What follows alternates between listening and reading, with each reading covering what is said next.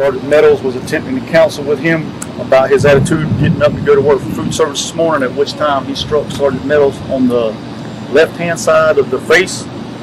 I assisted Sergeant Meadows in placing the inmate on the ground right here. At this time, the inmate's refusing to walk to go to medical for his post-use of force physical and pre-confinement. We've got a wheelchair on the way. Sergeant Scott, they may need your assistance, sir.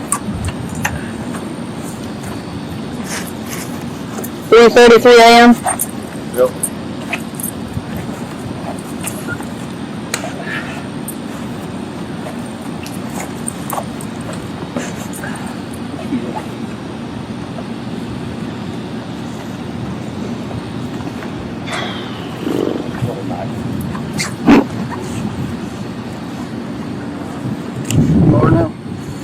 Don't let it fall out. Don't let it fall out.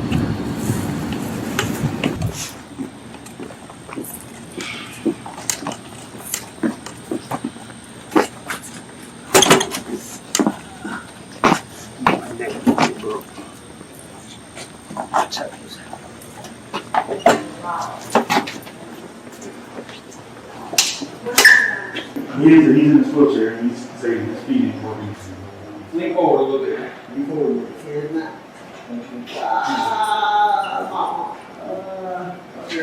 Forget this. I cannot move. You don't need to move right there.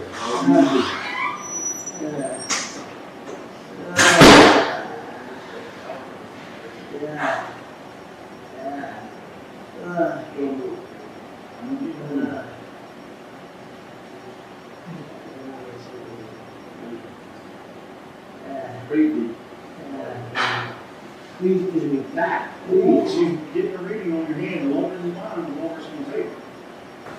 Alright? You keep moving because your blood pressure and all is fine.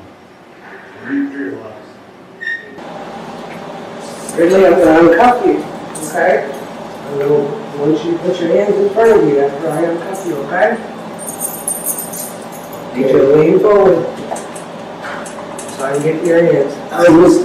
No, that's too far. I can't put, that's too far forward, man. Can you push me back a little bit more? Gotta get to your hand. Sarge, can you move my head to the left?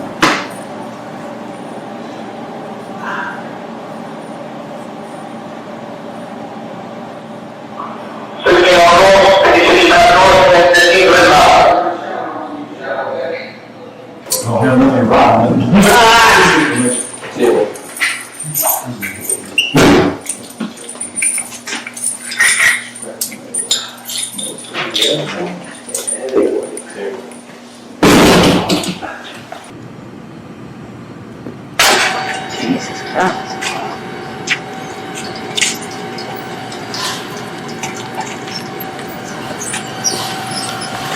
Stop.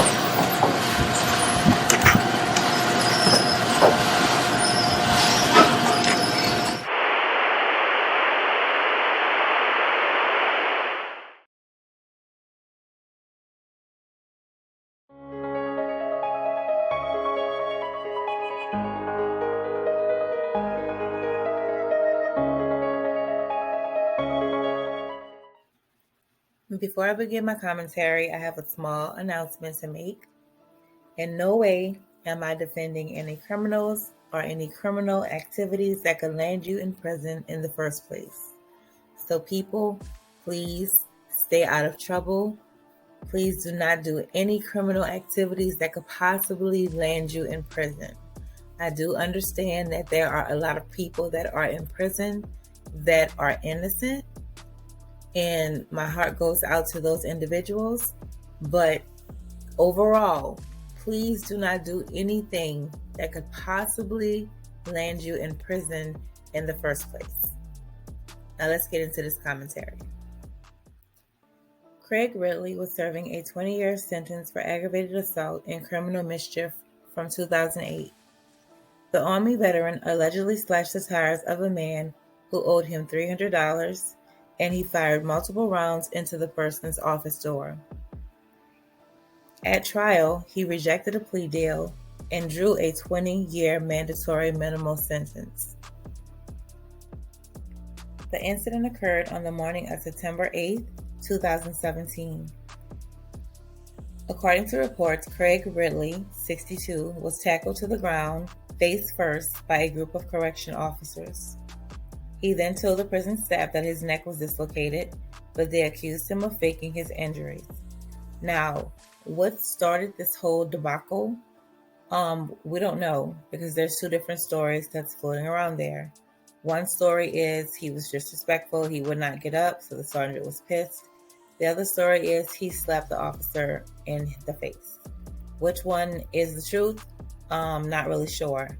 I just think it's kind of ironic that there is a whole video footage of the whole incident. However, the only part that has been released is actually the ending, which is him laying on the prison floor, unable to move. Craig was then taken to solitary confinement for 5 days. He was unable to walk and pick up his food trays.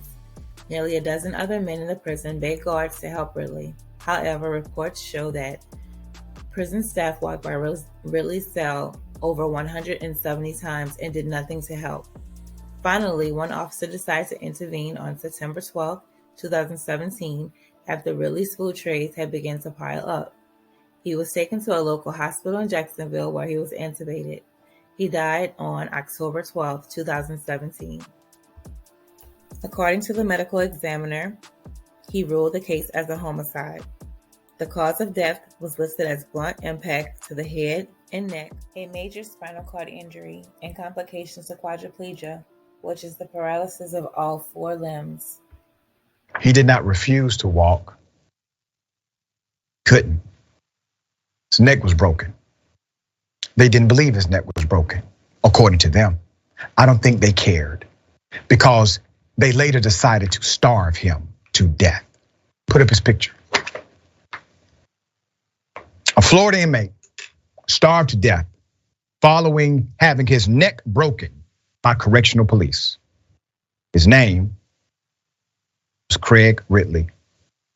He laid on the floor of his cell pleading for help as officers dropped trays of food he could not reach.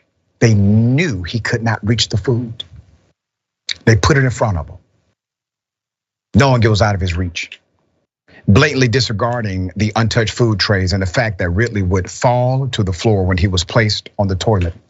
Medical staff only called for his transport to a hospital 5 days after he was paralyzed. Efforts to stabilize him after he was starved and had his neck broken failed. He died because of his injuries. Now, this took place October 12th, 2017. The reason we now have more information is because of a federal lawsuit that was filed. What led up to this situation? The morning of September 8th, 2017, correctional officers got into a struggle with Mr. Ridley, tackling him to the ground face first. According to the video footage, he was brought a wheelchair after telling the officers he could not walk. He was taken to solitary confinement, not a medical facility, nor to medical itself. He was taken to confinement and officers propped him up on the cell's toilet. He fell over, breaking his nose at that point. He was already in extreme pain. Mr. Ridley's cause of death was determined to be a homicide caused by blunt impact to the head and neck. But no criminal charges were ever filed against the officers or medical staff who treated Mr. Ridley. The Herald surfaced the shocking details of Mr. Ridley's family's years-long fight to uncover the circumstances around their loved one's death. The report also comes a year after Mr. Ridley's daughter filed a civil lawsuit, which created more interest in this case against Florida's Department of Corrections and correction officers and the medical staff involved. Let me talk about deaths in Florida prisons. According to the Miami Herald, 450 incarcerated individuals die in Florida every year. As expected, prison guards and correctional officers often walk free from the traumas they impose on inmates, leaving them injured or dead. Ridley's daughter, Jatun Moss, hopes to change that with a federal lawsuit against the corrections officers, medical staff, and secretary of the Department of Corrections. And we stand with you. We stand with the family for justice to be served. There's a protocol that they violated. There's also a standard of care that they violated. And naturally, there are decent laws that are on the books to take care of people when you have authority over them, like being a police officer or a correction staff. You have an obligation statutorily to do the right thing in situations like that. All right, Ben, thoughts here? Yeah, it's just really, really heartbreaking. It goes back to the root of our prison system, which is built around the idea that, like, it's literally built around the assumption that once you're incarcerated, you don't matter as a human being. And like, that's where it is. And so fundamentally, look, I'm sorry, but like, if you want to be a good, morally decent person, solidarity with people who are incarcerated is a necessity. Empathizing with them, viewing them fundamentally as human beings. Like, I don't care if somebody has murdered like 100 people. Once. All right, now hold on. You're getting a little bit too beside yourself. Now, I agree, officers should not be abusing prisoners, but prisoner to prisoner, when it comes to the prisoners that molest kids, abuse kids, and do all the most despicable acts of crime possible, prisoner to prisoner, it can go down. I'm just saying, don't judge me. Incarcerated, once they are under the custody of the state, we should make sure that they are not only living like, surviving, but living comfortable lives where we are creating the material conditions around them that they can hopefully become a better person. That is the entry level, bare minimum standard for human decency for people who are incarcerated, if we have a carceral system of justice at all. And like, fundamentally, not only are we failing to do that in our society, but the reality is our prison systems are effectively torture factories where people, these corrections officers, are allowed to get away with a litany of crimes. I mean, like, constantly, like, you can basically assume that if somebody is incarcerated, that they are going to be the victim of arbitrary violence from corrections officers. If somebody is a corrections officer, the unfortunate reality is you can assume that if they're not actively participating in the sexual assault, the physical assault, the mistreatment of incarcerated people, that they were at very least witnessing other people doing it and not saying anything. Agreed. Now, I understand that he was in jail and, he obviously did something to land him in jail, which I really think for what he did, that wasn't justifiable. And that's just my opinion. Tell me what you think about that in the comments below. But what I'm trying to say is right is right and wrong is wrong. And I'm not on a campaign to battle and come down on law enforcement. But everyone needs to understand that these people in these positions, they are human and they're not above the law. They throw rocks and hide their hands. And for years, they've gotten away with this type of stuff. But see, what they did not realize this time was Craig had a family that loved him. He had a family that supported him. And Craig also had a sister who was a New York attorney, and she wasn't going for it. Ridley's sister, Diane Ridley Gatewood, an attorney from New York, said the prison told her that he died of cancer. However, she didn't believe them, and she started looking into it herself by filing record requests and seeking answers from local and state prosecutors. A juror and a prison nurse noted that Ridley was fine after an X-ray and CT scan. However, the FDLE said they did not perform any neurological tests. Officers falsified documentations to show Ridley had eaten while in confinement and apparently forged his signature on records. The prison system suspended one guard for up to 8.5 hours without pay because he walked past the paralyzed man's cell 16 times over 2 days without providing aid or reporting that he wasn't eating, and 2 others had a letter of reprimand placed in their files for using inappropriate language to Ridley when his neck was dislocated. One officer reportedly mocked the man by rocking his neck back and forth, and the other orderly twisted his head in front of another officer and a nurse in the prison's urgent care. And I guess to add insult to injury is the fact that this man couldn't even move, but he was shackled for 5 days. This man could not even hold his head up, and he was repeatedly put on the toilet only to fall and break his nose. He was mocked. prisoners and everyone else that was concerned about the situation didn't have a voice because no one cared. Prisoners repeatedly begged, please get this man some help. Something's not right. But you just won a lawsuit. That's what they told him. Ain't nothing wrong with you. Well, guess what?